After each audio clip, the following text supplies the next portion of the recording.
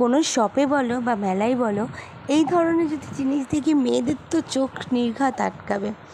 But finally আমার বর আমাকে কিনে দেয়নি, দুঃখের বিষয়।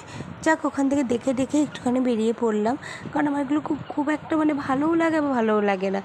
তো যাই হোক, ওরা চলে এসেছিলো এইখানে গেমটা খেলতে। এই গেমটা আমি যাই না, কারণ আমার প্রচণ্ড বাজে লাগে। আমি মনে হয় ওরা পুরো একদম সেইভাবেই তৈরি করে গেমটা, যাতে কেউ জিততে না পারে। তো আমি যাই না কেন, ভালো লাগে না আমার। ওরা কিন্তু কোনো দিনই এখান থেকে প্রাইজগুলো সাজানোই থাকে, কোনো দিন কেউ জিততে পারে না। তারপর আমরা এই যে আলু স্প্রিংটা খেলাম, খেয়ে তারপর আমরা বেরিয়ে পড়েছিলাম স্টেশনের দিকে। রাতে ডিনারটাও খাবো। আর ডিনারটা প্রত্যেক বছর কী দেখাবো বলে এতটাই জঘন্য করে না, মেলা খেলার মধ্যে খেতে ইচ্ছা করে না। তো আমি বারটা দেখতে দেখতে জাস্ট আসছিলাম যে গিয়ে ওখানে থাকলেই ভালো হতো হয়তো একটু। তো যাই হোক, দেখো মুখ তো পুরো বললাম না শেষ। আর স্টেশনে খাওয়া দাওয়া করে সে জানতে পারি ট্রেন 2.5 ঘন্টা লেট। এই যে কী বাজে জিনিস, এই জিনিসটা কী আর বলবো।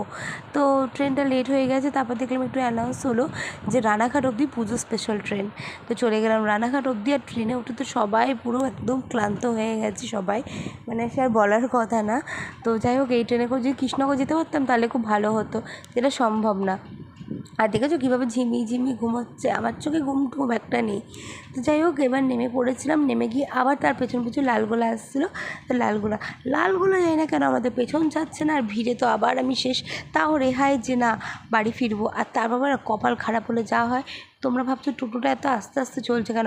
প্রথমত আমরা 7 জন, তারপরে টোটোতে ছিল না চার্জ। আর কপাল খারাপ সব খারাপ। বাড়ির দিকোতে পৌঁছালাম।